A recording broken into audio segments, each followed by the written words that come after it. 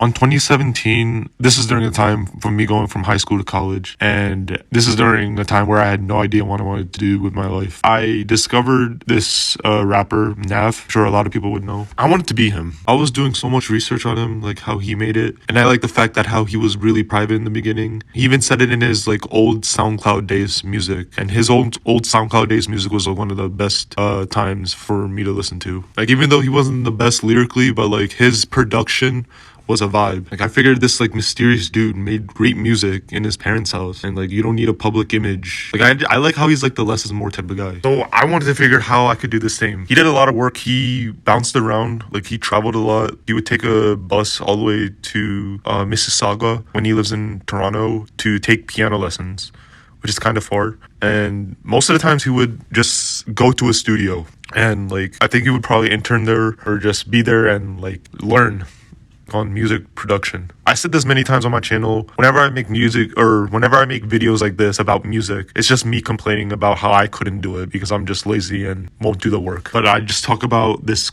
my great desire of wanting to be one, because I had this great desire for many years. 2017, I tried to do it the first 2 years. Simple, just find YouTube beats. Not even YouTube beats.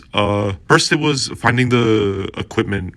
Everyone says like get Focusrite, the interface, get a DAW. I had to wait a little bit longer because I wanted to use Logic, and I had experience in GarageBand from school. I just like the display of that. Personal preference. I bought a good amount of pricey plugins for the vocals, like CLA 2A, CLA 3A, RVox, CLA H delay, H reverb, CLA vocals, I think what it's called. It's called Chris Alge's vocals. I forgot, whatever. RVox. Okay, yeah. After when I got those, I made like over like 100 songs. Did not like any of them. Probably 1 or 2 were decent. I just got a reality check after 100 songs later that I'm not a singer and I don't have the voice. I didn't like my voice. I wanted to have that chill R&B vibe and trap soul, but I just did not have the voice. So back then, next thing I realized after that, like, oh, in order to make good music, I gotta be a producer. So I fell in love with that idea. So tried to become a producer instead of a rapper. And it was really complicated. I don't, like starting from scratch, I just don't know. Of course, I did the research.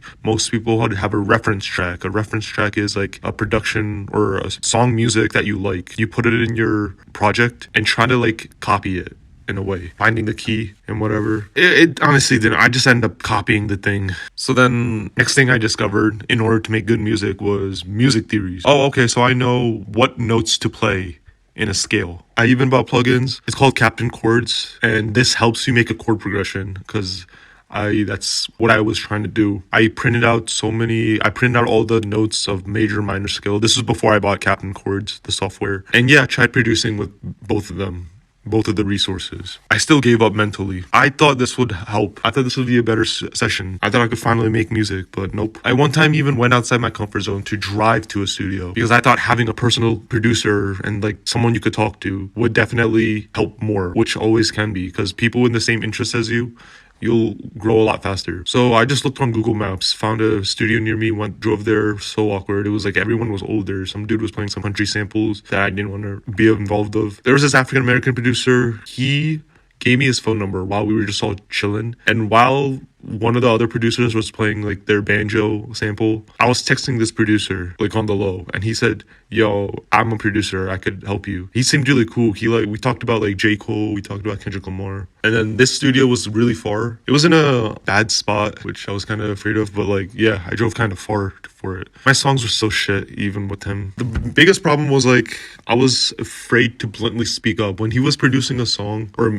music for me, I just didn't have the balls to say, yo, I don't like this. On the last day, like when I spoke to him, we were like arguing about, he's more like a lyrical type guy. I was more like that melodic driven. I liked hip hop music that had good melodies with it, but he didn't like that. He didn't like the modern hip hop. He liked the real stuff. Me, I'm more, if I had to pick, to be honest, I prefer melody over lyrics. He was more of a lyrics person. Yeah, we just had a fallout. So did more research again, continued, and then saw another YouTuber saying your sound libraries are important. I was like, oh, that's why my music sucks, because I was using stock plugins. Like stock plugins are like sounds you already have. So maybe if I buy a third-party software plugin, and depending on there's so many third-party plugins that are really expensive, and Omnisphere is one of the most popular one producers uses because I guess they love the sound quality and how they have a lot of instruments. So yeah, more the merrier. Bought Omnisphere for $500. Bought Contact 11 for $800. It was like a college tuition price of a semester. Now,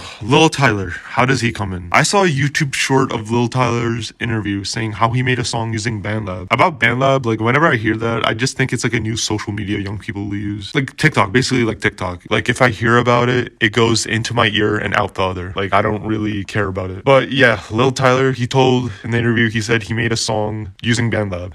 So I researched on him, checked out his most popular YouTube video, which was his music video called Law and Order.